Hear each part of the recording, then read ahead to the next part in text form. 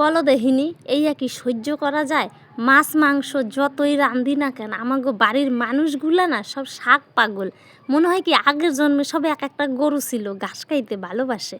তা কি করা যাবে? আর এই শাক তো আমার ডেলি ডেলি রাঁধতেই লাগে, কিন্তু কিছু করা যায় না। এই গরুর দলে আমিও পড়ি, আমিও আবার একটু শাক হইলে ভাত কটা ভালো খাই। তা কি করা যাবে? এই কথা তো আর মুখে প্রকাশ করতে পারি না যে তোমাগো মতো আমিও শাক ভালো খাই।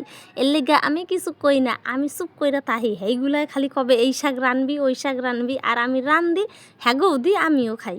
কিন্তু এখন আমি মুখে প্রকাশ করতে পারি না কেন? আমি তো বাড়ির বউ, আমি যদি কই আমিও ওই শাক ভালো খাই ওই শাক ভালো খাই, তাইলে হালার আর মাছ মাংস কিনে আনবে না, ওই শাকই কিনে আনবে। এর লেগে আমি কারোর ধারে কই না, তোমাগো ধারেই কইলাম, তোমরা আবার যেন কারোর ধারে কইয়া দিও না। তা কি করা যাবে শোনো, বাজার দিয়ে কিনে আনছিলাম কুলেখাড়া শাক। সেই শাকগুলা আমাগো আবার হয়েছে পোলাডার বাবা থাকে বাইরে, আমারই যাইতে লাগে বাজারে। সেদিন বাজার দিয়ে আমি নিজের হাতেই শাক কিনে আনছি। শাকগুলা কিনা সন্ধ্যাবেলায় বাচ্চা বুচ্চা একটা প্যাকেটের মধ্যে ফ্রিজে থুইছি ভইরা। কারণ সকালবেলায় আমার তো আবার ঘুম ভাঙে না, একটু বেলা হইয়া যায়। তার মধ্যে দাদু আবার অসুস্থ, সারা রাত ঘুমাইতে পারি না। বাড়ির সবাই এখন দেরি কইরা ঘুম দিয়া ওঠে। এখন আর আমারে কেউ কিছু কয় না বেলা হইলে ঘুম দিয়া। এর লেগে আমিও একটু ফায়দা উঠাই আনি, সবার লগে লগে আমিও একটু ঘুমাই আনি। কী করবো কও দেখিনি, আমি যে একটু ঘুম পাগল, ঘুমাইতে একটু বেশি ভালোবাসি। তা যাই হোক, এই শাকগুলা সকালবেলা বিকালবেলায় যে আমি বাইচ্ছা রাখছিলাম, সেইগুলারে সকালবেলা বাইর কইরা যে গামলায় আমি ডাইলা নিছি। দেখো দেখিনি কেমন কইরা কোডা লাগে কুলেখাড়া শাক। না জানলে আমার ভিডিওটা দেখা এরম কইরা কুড্ডা নিও, দেখবা খাইতে কেমন স্বাদ। তারপরে দেখো কড়াই দিছি উনানে চাপাইয়া, আর ওই পাশের আমার সেই জাদু উনানে আছে ভাতের হাঁড়ি বইয়া।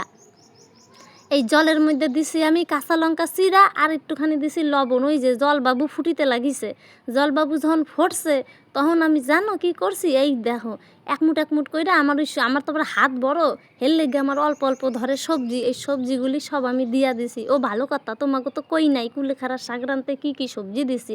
এর মধ্যে দিছিলাম বেগুন, আলু, পেঁপে, আর ওই আমাগো গাছে হয়েছিল একটা ঘি করলা, হেডারে আবার হেলাই দেবো, কোথায় খাবে গড়াগড়ি, হের লেগে হেডারও খাইডা এটার মধ্যে দিয়া দিছি। তবে হ্যাঁ, সবজিটা একটু বেশি দিছি, বাড়িতে এখন লোকজন বেশি তো তার জন্য। তোমরা যেমন মানুষ এমন পরিমাণ মতনই দিও, আমাগো মতন এক গামলা রাইন্দো না, নাইলে আবার কুলেখাড়া শাক ঠান্ডা হইলে খাওয়া যায় না। তো যাই হোক, দেখো গামলা দিয়া দিছিলাম ডাইক্কা, সবজি বাবুরা সব হয়েছে সেদ্ধ। এরপরেই তো কায়দা, দেখো দেখিনি আমার কাঠের জালে কেমন তারা ফোড়ে তরকারি। গ্যাসের দিয়ে আমার কাঠে রাঁধতেই বেশি ভালো লাগে, কিন্তু একটু গরমে কষ্ট পাই। তাও কি করব, কাঠ না থাকলে মাথা যায় খারাপ হইয়া। পাটকারি আনতে গেছিলাম বাগানে, লইয়া ঠইয়া আইয়া স্নান কইরা চাপাইছি রান্দা। তা হের মধ্যে দেখো সবজিগুলা সেদ্ধ হয়ে গেছে, এক এক কইরা ওই কুলেখাড়া শাক দিয়া দিছি। কুলেখাড়া শাকগুলা কিন্তু এরম করেই কাটবা, একটু ডাটা ডাটা রাখা, তইলেই তো লাগবে খাইতে মজা। কারণ দাঁত আছে আমার মতন, তা তোমাকে দাঁতে পোকা লাগে না, আমার আবার দাঁত পোকায় খাইয়া হালাইছে, একটা দাঁত উড়াইয়া হালাইছি। এর লেগে দেখো আমি কি কায়দাটা করি, খুন্তি দিয়া ঘোডাইয়া একবারে শাক হেলাই মিশাইয়া। নাইলে যদি এবার শাকগুলো একটু চাইয়া চাইয়া থাকে না, ওই সবার পাতে দিলে কবে কি কি রাঁধছি, শাকগুলা সব চাইয়া চাইয়া রয়েছে।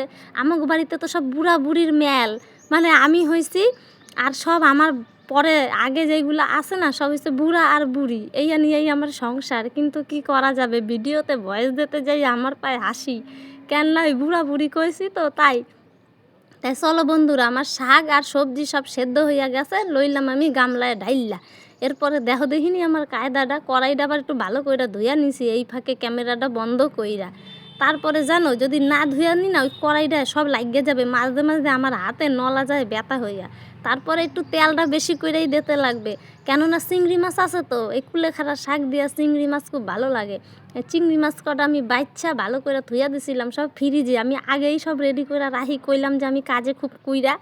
এর জন্য আমি চিংড়ি মাছগুলো দেখো লাইরা চাইরা ভালো কইরা ভাজ্যা নিছে। এটার মধ্যে আবার নুন হলুদও দিছি, ক্যামেরাটা চালু করতে ভুইল্লা গেছি। তা যাই হোক, লবণ হলুদ দিয়া চিংড়ি মাছ ভালো করে ভাজ্যা তুললা নিছি একটা বাটির মধ্যে। কেননা আবার ওই আমার যে ছ্যামড়াটা আছে হেডে আবার খাওয়ার সময় কবে মা দুইটা চিংড়ি মাছ দাও, নাইলে আবার কোথায় পাবো, তখন আবার সাঁতার কাটতে খোঁজা লাগবে। এর লেগে ওই লেগে আমি ভাজ্যা তুললা রাখছি। তবে সেইটা ও শুধু খাবে না, ওই শাকের মধ্যেই যাবে, তবে স্টেপ বাই স্টেপ যাবে, তোমরা দেখতে থাকো আমার ভিডিও। দেখো আমি এই চিংড়ি মাছ ভাজা তেলের মধ্যে একটু গোটা জিরা ভাইজা রাখছিলাম, আর চিংড়ি মাছ ভাজতে গিয়া কড়াইতে লাইগা গেছিল না, সেই কোরানি সমেত আমি ভাইজা তুললা রাখছি, কেন ওইটাই তো বাইডা দিলে তরকারিটা লাগবে হেভি স্বাদ। তারপরে আবার একটুখানি কড়াইয়ের মধ্যে দিছি তেল, তার মধ্যে দিছি শুকনা লঙ্কা আর দিছি কড়া গোটা জিরা, কারণ গোটা জিরা আগে যা দিছিলাম সব তো আমি তুললা রাখা দিছি বাড়ির মধ্যে, তেলের মধ্যে হাতাইলেও আর একটাও পাবা না। তারপরে সেই সেদ্ধ করা শাকটা আমি দিয়া এই যে আবার শুরু হয়ে গেল আমার গোডানো। আর হ্যাঁ, ওই শুকনা লঙ্কা আর তেলে যখন আমি এই শাকটা ঢাইলা দিছি না, আমার কাঠের উনান তো একবারে ফোড়তেও থাহে সেই ফোড়া ফোড়ে, আর এই ফোড়া ফোড়লেই তো তরকারির স্বাদ হয়। তারপরে দিয়া দিছি একটু হলুদ, এইটা আবার হলুদ দিয়ে একটু তরকারিটা ফুটাইতে লাগে, নাইলে আবার কাঁচা হলুদের গন্ধ পায়। সবজিটা তো একটু বেশি হেল লেগা, এখানে কিন্তু অনেকটাই তরকারি। দেখো আমি ক্যামেরা ধরছি দেখে এক হাতে তোমাকে বাইটটা দেখাই দিলাম যে আমি শিলনোড়াতে বাড়ি। তারপরে এই দেখো আমার 2 হাত দিয়া একবারে শিলনোড়ায় আমি ওই ভাজা চিংড়ি মাছ আর ওই ভাজা জিরা বাইটটা একবারে নিছি ফিনিশিং কইরা, একবারে জমের মতন বাটছি, যেন একবারে একবারে গুঁড়া গুঁড়া হয়ে যায়। তারপরে জানো কি করছি, বাডার ঠেলায় আমার আবার মানে জটেসটা লেগে গেছে, ক্যামেরাটা আবার একটুখানি বন্ধ করে আবার গেছে একটু জল খাইয়া আইতে। দেখো নোড়া দিয়া কাঁচাইয়া আঙ্গুল দিয়া সেই মশলাটারে আমি নামাইয়া নিছি। কি করব, গায়ে তো আমার খুব শক্তি, হের লেগে আমার আবার ওই এক বাটায় হয় না কোনো কিছু, আমি বাইডাই গেছি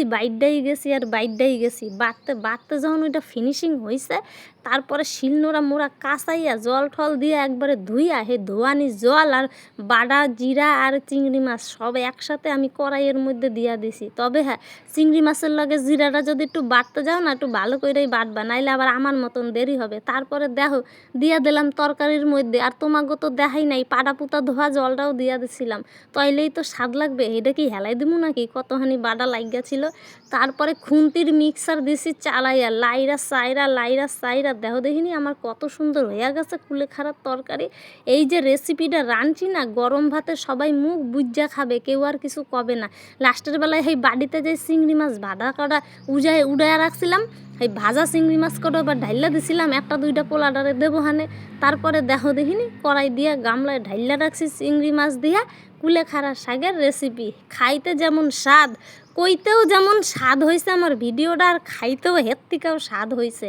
আমাকে বাড়ির মানুষগুলো আজকে একবারে থালা বইরা ভাত খাবে, 2 কেজি